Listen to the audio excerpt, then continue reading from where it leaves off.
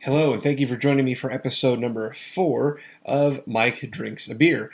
I was happy to see over the weekend that the YouTube channel got into the big double digits. Woohoo! So it's certainly no Gangnam Style, but it's good to know that somebody out there is watching. So thank you for watching these videos. Please subscribe. Please give me some likes and stick around for a while. I appreciate the views. Today we're going to be drinking Bell's Special Double Cream Stout. This is from Bell's Brewery just up the road in Kalamazoo and Comstock, Michigan. I'm pretty sure they're also getting ready to expand to somewhere else in Michigan. I can't remember.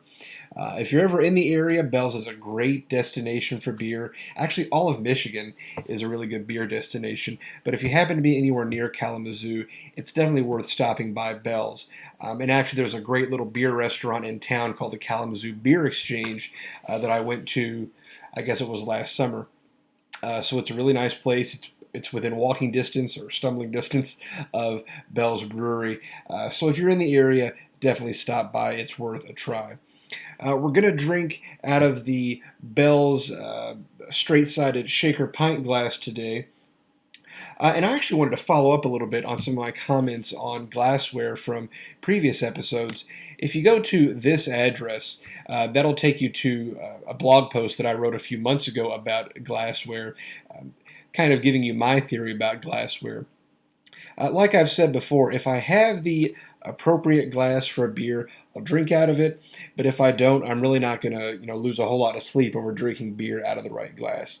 This is one of those things where a lot of beer drinkers, a lot of serious beer drinkers, really get hung up on the glass. And if they can't drink their beer out of the right glass, by God, they're just not going to do it. I think that's pretty silly. I think the burden is on the brewer to produce a quality beer that's going to taste good no matter what I drink it out of. If I have to search far and wide for the right glass to drink your beer out of to enjoy, your beer probably isn't worth my time. I'm not going to spend a whole lot of time on the internet trying to make sure that my glassware collection has just the right glasses to drink your beer out of. I collect glasses because I think it's fun. I've got a whole bunch of them sitting over here. But I do it because it's fun and I like collecting logo glassware, not because I'm really concerned about having the right glass for the beer. So check out the blog post, come to your own opinion, but I think that glassware is one of those things that we really just shouldn't worry about all that much. Anyway, on to more important things. So the Bell's Special Double Cream Stout says on the back that it is brewed with a blend of 10 different malts, which results in an incredibly rich stout composed of dark, sweet, and smooth tones intermingled with a soft, roasty finish. Now, here I am about to drink a double cream stout in the middle of May. It's supposed to be 87 degrees here tomorrow, so my stomach is sort of thinking, what in the hell are you doing about to drink this? But we're trying to clean out the fridge from all of the winter beers, so we're going to try this today. We'll get to those summer beers sometime later.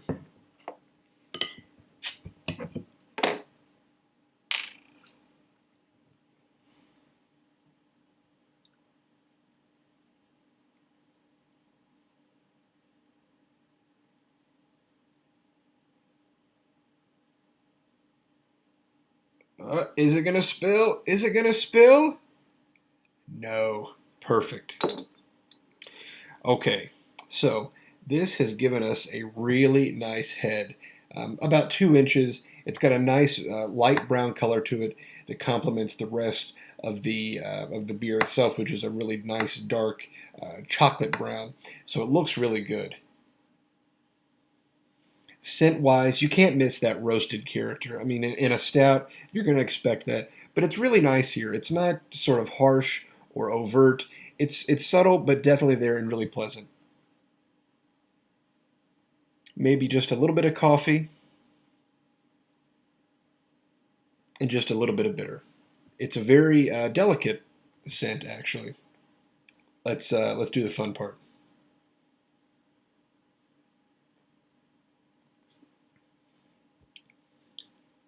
Really roasted. Um, the roasted character of this beer is going to come out really prominently right there in the front. You definitely get that coffee note that I picked up on in the scent on the palate in the aftertaste. The coffee really comes out really strongly.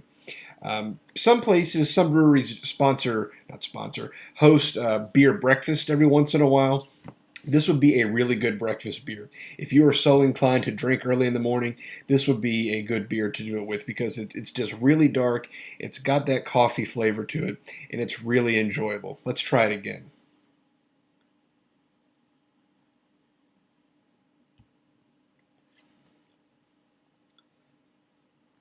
I think the mouthfeel is really important to take notice of here.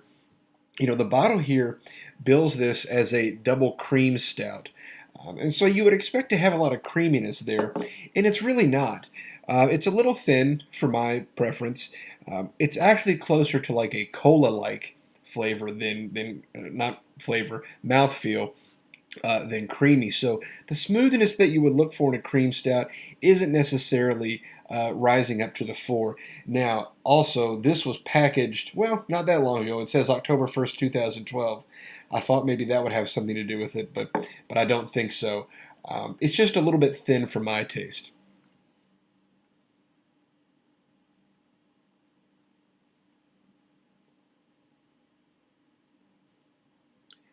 There's a little bit of something sweet there. It's not very prominent. If you're not looking for it, you're probably not going to find it. Roasted and coffee are the two words that you're going to think of while you're drinking this beer. If you take a look at it, it's got some nice lacing going on here, so it does stick around a little bit, and it does definitely have a thicker mouthfeel than, say, your standard ale, your pale ales, or anything like that. But it's not quite as creamy and luxurious as I thought it was going to be. Let's let it warm up for a few minutes. I'll check back in, and we'll see what happens then. Okay, so we've given the beer a few minutes to warm up. I've tried it a little bit more here, and you can really tell now that the lacing here is really sticking around. I mean, this beer has definitely got some staying power to it. Temperature this time around is making a huge difference in this beer. Those roasted flavors that we picked out the first time through have really sort of become subdued in the last couple minutes. They don't really fly out as much as they did when the beer was really cold. A little bit of an increase in temperature has also actually helped that creamy mouthfeel that's supposed to come out of this beer. This is actually quite a bit creamier than it was when I first opened it here a few minutes ago, and that's really enjoyable. Enough to where I would say that you should probably not drink this beer unless it's had a few minutes to warm up out of the fridge. Don't get it right out of the fridge and pour it right in the glass or drink it right out of the bottle because I think that's going to be a little bit too cold to really enjoy this beer. At the same time as those roasted notes kind of went to the background, something sort of savory really came to the fore there. I don't want to say that it tastes like meat. That's probably a little bit too exaggerated, but it's definitely savory. It's got a little bit of a salty character to it, and it's really enjoyable. I would say that you should probably eat something with this beer to really enjoy it the most. It'll kind of overwhelm your palate if you're not eating something else. Actually, I've got a craving for popcorn right now, and I think it would taste really good with popcorn to have something else salty that kind of can stand up to the beer. So it's actually really an enjoyable beer. And when I first opened this and poured it in the glass and was drinking it cold, I was a little disappointed. I thought it really could have done a lot better. But now that it's had a chance to warm up a little bit, I think that it's really improved quite a bit. And I think that if you give it a few more degrees of temperature, you're going to do very well. I would really highly recommend this beer. And I think that if you can find the Bell's Special Double Cream Stout, here's what the bottle looks like again, you should definitely pick some up. You will probably have a hard time finding it here now that it's in May, so you may have to wait again until the fall or next winter if they're going to be producing it again. But I would really highly recommend it. I think it's really good, especially if you're into stouts. This might not be the best beer for a non-stout drinker, but I think that if stouts are something you enjoy, that you're really going to get a lot of enjoyment out of this beer, especially if you let it warm up just a little bit. Thank you for joining me for episode number 4 of Mike Drinks a Beer. Please do share this video. Share it on Facebook. Share it on Twitter. Give me some likes down below there. And I really appreciate your views. This is turning out to be a really enjoyable project, and I'm having a lot of fun with it. So I hope that we can continue to build an audience together and take this quite a bit further. Please do put comments down below. Send me email at mikedrinksabeer@gmail.com. You can follow me on Twitter. I put a little thing at the bottom of the last video, but didn't say anything about it. You can follow me on Twitter. Typically, all I do is really pass along industry news. I don't do a whole lot of personal tweeting there because I just don't have time for that sort of thing. But if I come across an interesting news story, I usually will share it that way. And then I can also put notifications of new reviews and things like that via Twitter. So please follow me there as well. Thank you for your time today. As always, please enjoy your beer responsibly. If you have a little bit too much to drink, call a friend, call a family member, call a cab. It's just too dangerous to drive drunk.